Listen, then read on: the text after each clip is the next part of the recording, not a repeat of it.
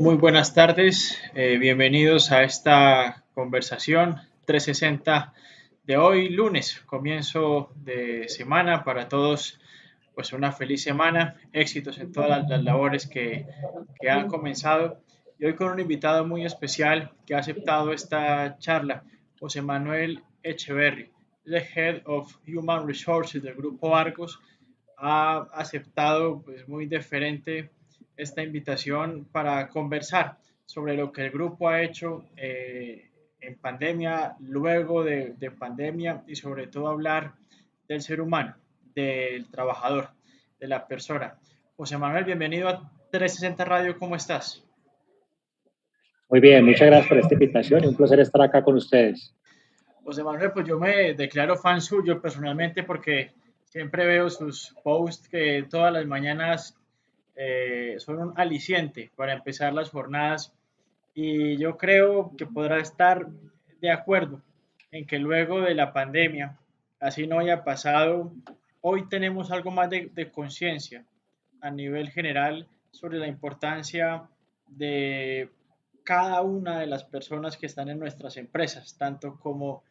empleadores como las personas que están incluso en juntas directivas y desde luego del trabajador raso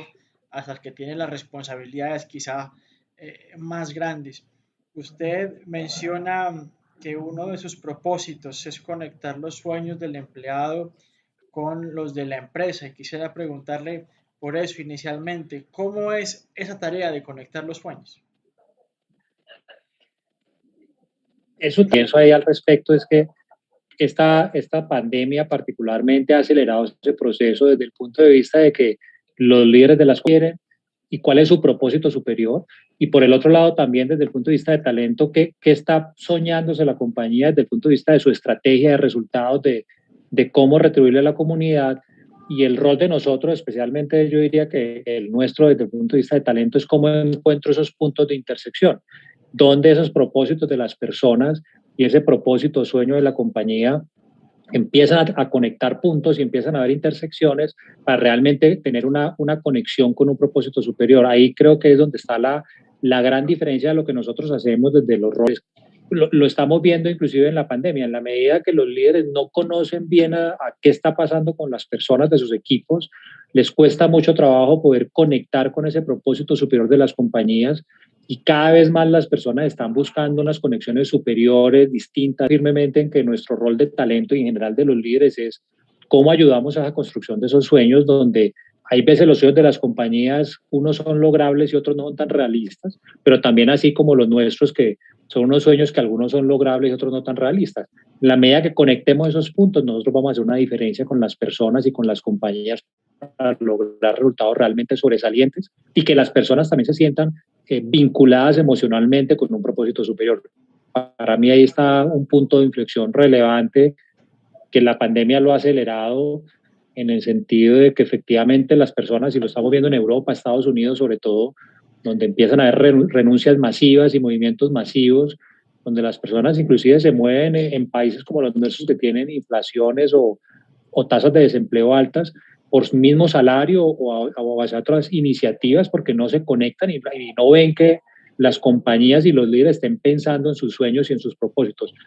Pienso que es muy relevante y cada vez se vuelve más importante para los que estamos en talento, pero también para los líderes en general. José Manuel, hay una diferencia pues en la práctica diaria en el tamaño de las empresas y digamos es uno de los grandes retos mentales que también tienen los empresarios y le pregunto, a veces se crean murallas de la nada entre el empleado y el empleador y de pronto al empleador le da temor acercarse a ese espacio aéreo del empleado, preguntarle qué te pasa, cómo estás, cuáles son tus sueños, qué quiere, qué te molesta, porque no se crea esa relación de confianza. Y de igual manera, en el otro sentido, pasa que el empleado ve a su jefe acá, lo ve allá en un pedestal y también dice, estamos en época de amigos secretos, como cuando le toca al jefe de amigo secreto, dice yo cómo le voy a pagar a mi jefe de amigo secreto con mi sueldo. ¿Cómo romper esa barrera? Ahí el punto principal desde mi punto de vista es que los líderes han olvidado sus responsabilidades y me refiero a que los líderes tienen una responsabilidad superior, diferente de la del colaborador per se que tiene o el empleado que tiene una responsabilidad, por supuesto, pero para mí el líder tiene una responsabilidad mucho mayor. Tiene una responsabilidad con la estrategia, por supuesto, para garantizar que está pensando no solo en el corto, mediano y largo plazo. Tiene una responsabilidad también con resultados, porque nada, nos ganamos estos líderes muy cercanos o con una claridad de estrategia, pero que no produce resultados. Pero un tercer elemento es que los líderes se les ha olvidado que ellos son responsables por los equipos y por el talento. Y terminan tercerizando esta actividad en las áreas de recursos humanos, en las áreas de talento, lo cual es un error completamente estratégico. Cuando el líder comprende que su responsabilidad son los tres elementos, estrategia, resultados y los equipos, entonces empieza a entender que efectivamente él es el dueño de las personas con las cuales está trabajando y eso implica involucrarse, eso implica realmente conectarse con las personas y dar un paso adelante desde el punto de vista de comprender realmente con quién trabaja. Si ni siquiera sabe con quién trabaja, difícilmente va a poder lograr resultados extraordinarios, difícilmente va a poder ubicar a esa persona en el sitio donde mejores resultados puede obtener o difícilmente va a poder tomar unas decisiones racionales acerca definitivamente de una persona que no cumple con el desempeño apropiado. Y eso implica involucrarse porque efectivamente implica las conversaciones que tú planteas de saber cómo está la persona, entender un poco los sueños nuevamente, porque otra vez creo que aquí ese es un punto fundamental y es que hay que comprender que yo soy dueño de todos estos tres elementos, soy el responsable con una responsabilidad superior definitivamente, que me implica a mí como líder hacer un esfuerzo como jefe mucho mayor para poder comprender qué te gusta a ti, qué no te gusta a ti. Para mí, tal vez una analogía perfecta es lo que pasa en las relaciones de pareja. Uno no puede en las relaciones de pareja pretender que el otro adivine qué es lo que uno quiere. Si uno pretende que el otro adivine por telepatía qué quiere el otro, pues va a fracasar en esa relación. Pero el líder sí tiene que dar un paso adelante para poder conocer a esa persona un poco más a fondo. Por supuesto, le implica involucrarse y por supuesto le toca tener conversaciones tal vez incómodas de la persona, de conocer un poco más acerca de ella y que le termine contando cosas que hay veces uno se sorprende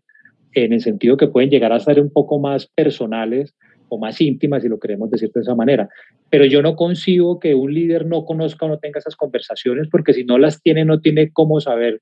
qué le gusta, qué no le gusta, qué sueña, qué no sueña, y no va a ser capaz de influenciarlo positivamente o de desafiarlo o retarlo para que produzca mejores resultados. Yo sí creo que hay un punto, desde mi punto de vista, fundamental y básico que tiene que ocurrir. Y ahí creo que hay un punto fundamental, como te decía, y un elemento básico, y es que los líderes tienden a tercerizar esto en los equipos de talento humano, y es un error estratégico. José Manuel,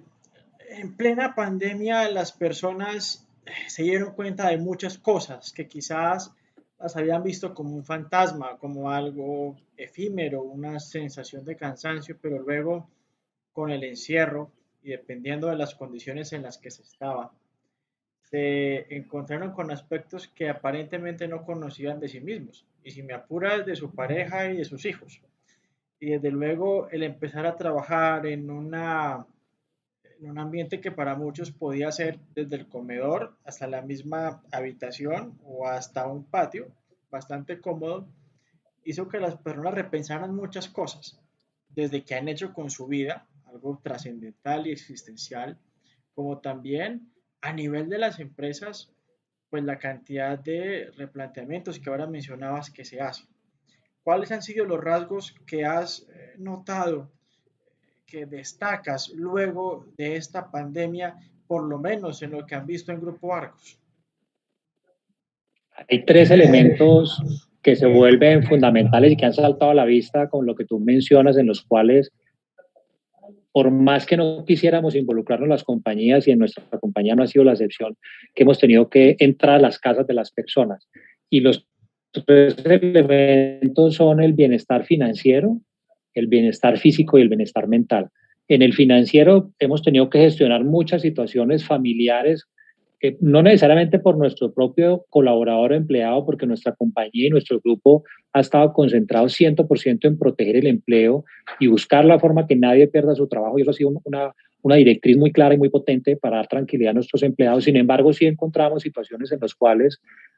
colaboradores nuestros, alguien de su familia ha perdido el empleo, y eso tiene un impacto financiero sin lugar a dudas, en el cual hemos tenido que empezar a involucrarnos para buscar la forma de ayudar financieramente a ese grupo familiar. En el físico también, porque también han ocurrido ese tipo de cosas en las cuales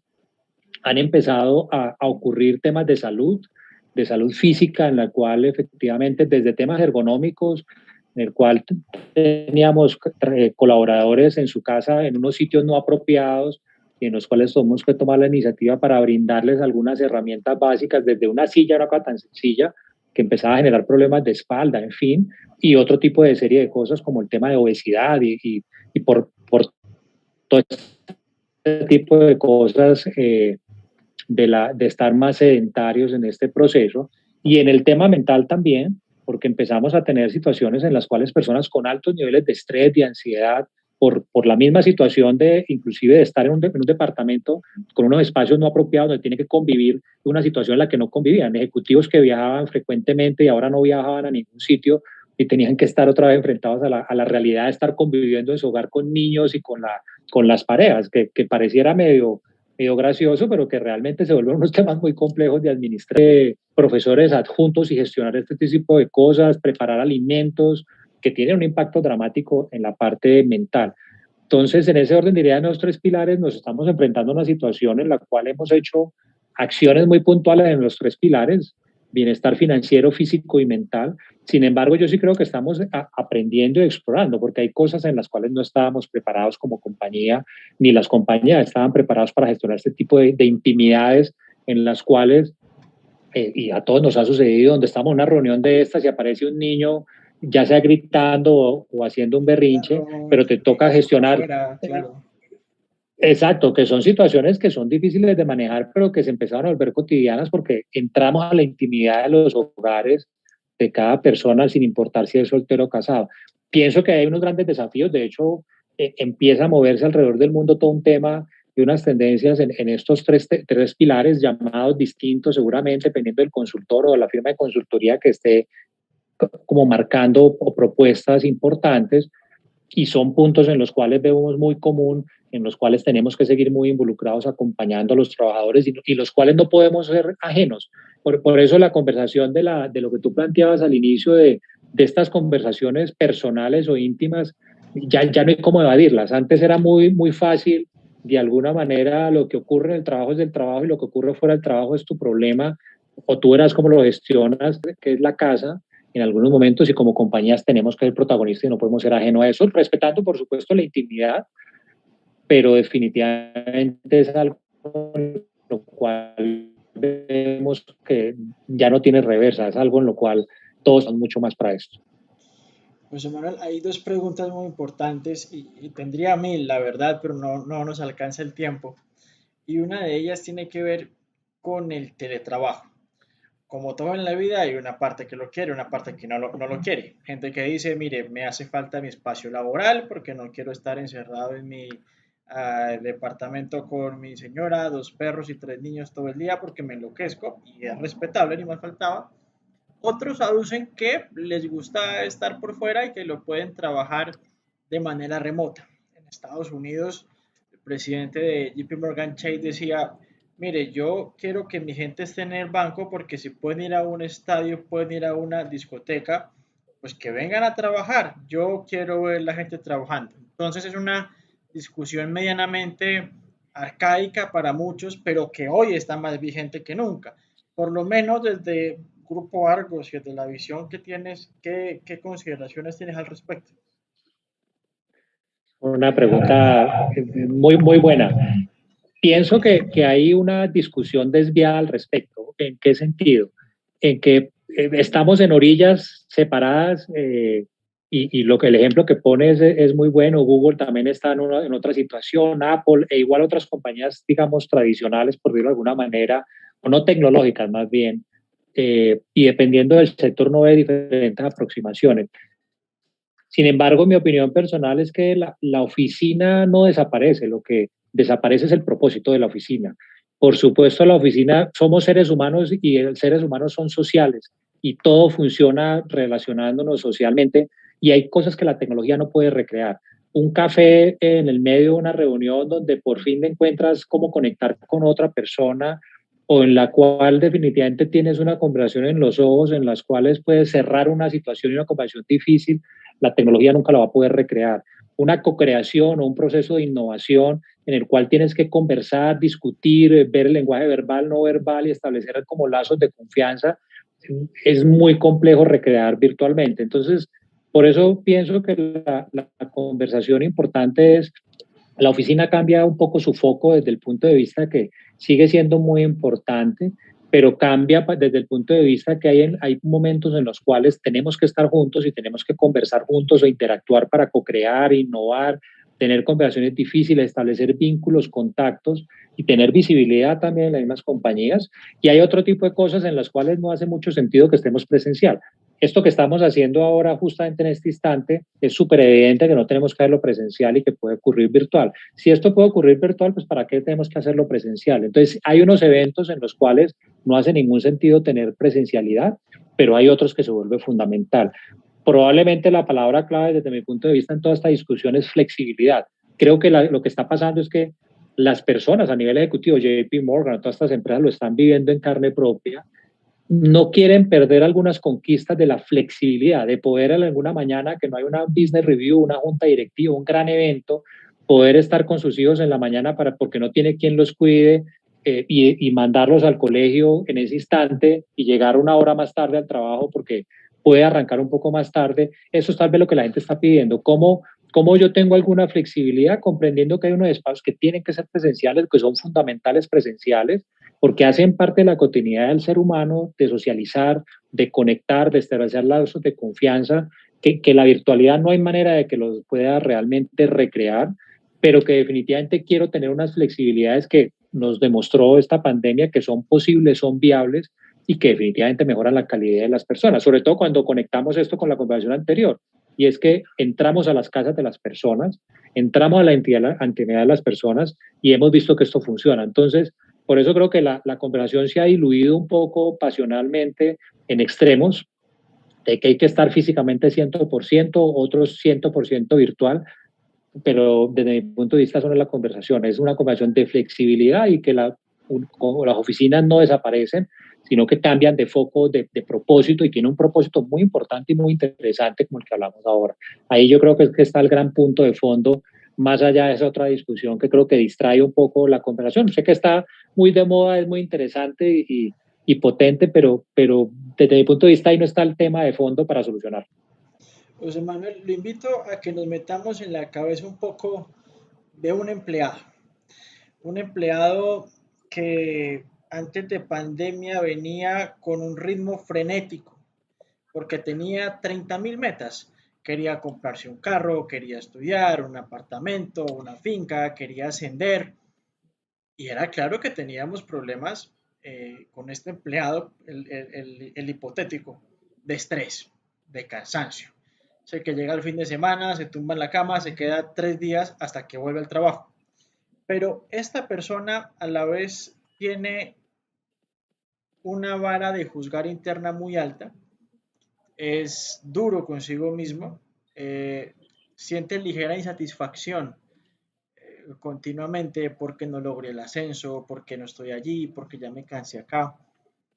Y cuando llega la pandemia, 30.000 disertaciones psicológicas, psiquiátricas, que muchas las hicimos acá en este medio, decían, dejemos de perseguir lo que todo el mundo está persiguiendo y tratemos de encontrarnos, de mirar hacia adentro y estar un poco más presentes y saber cuál es la maratón que estamos corriendo y con el fin de qué la estamos corriendo. Y si me apuras a nivel material, pues en pandemia estábamos encerrados en teoría la mayoría de las personas y quien tuviese 10 carros no podía andar y 10 fincas no más podía estar en una. Y eso hace replantear. Y ya venían los millennials con algo de eso, de yo no invierto allí ni allí, quiero viajar y conocer y hasta me ahorran. Discutible si ahorran o no. Pero en esa cabeza de ese empleado, hoy saliendo aparentemente de la pandemia, José Manuel, ¿crees que ese empleado puede cambiar? ¿Crees que esa pandemia sí lo ha tocado? ¿Ustedes han hecho algo para tratar de meterle la mano al alma, al corazón a ese empleado y decirle, venga, esté usted bien, esté su familia bien, que todo llega y que estar tranquilos?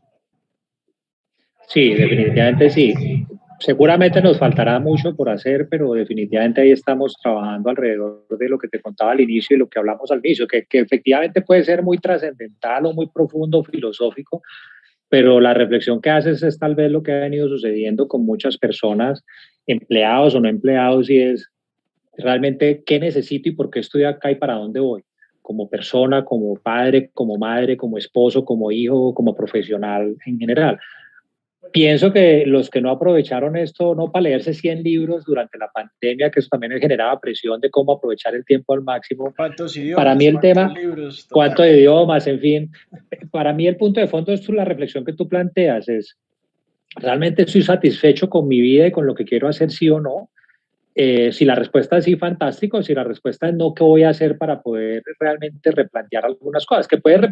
implicar replantearse cosas muy sencillas y otros probablemente mucho más trascendentales. Yo creo que cada cual pues en su hábitat encontrará qué tan trascendental o qué tan dramático tendrá que hacer el cambio.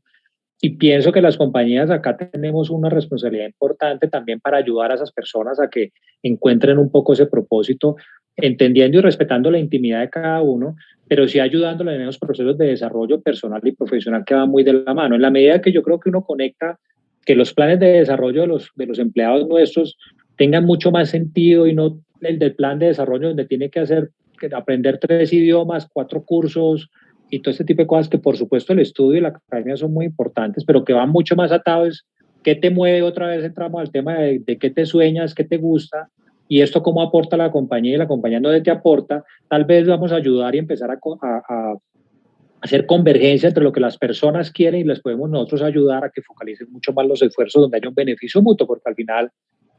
tenemos una relación laboral en la cual creo que podemos aportar mucho como compañía, y ese tipo de compañías como las nuestras tiene un propósito muy interesante social de retribución a la comunidad, que creo que ayuda mucho a conectar de manera genuina y auténtica con esto que estamos hablando y que tú planteas. Entonces sí creo que las compañías tenemos una responsabilidad allí, sí creo que estamos haciendo trabajos alrededor del tema. Creo que podemos hacer mucho más y tenemos que hacer mucho más, y creo que igual con lo que te contaba de este tema de bienestar, que abrió una compuerta, yo diría una caja de Pandora de alguna manera, un mundo desconocido para nosotros como compañías. En esto que tú planteas también estamos entrando en una etapa en la cual hay mucho para aprender como compañía y como líderes para ayudar a las personas en este proceso, porque sí creo que tenemos, así como los líderes tienen una responsabilidad superior, las compañías también la tenemos. Yo sí creo que ahí somos los llamados a poder ayudar porque tenemos las herramientas, tenemos una serie de cosas y unas plataformas que pueden ayudar a que esas personas focalicen esos esfuerzos de mejor manera y tengan esas conversaciones para poder pensar en su futuro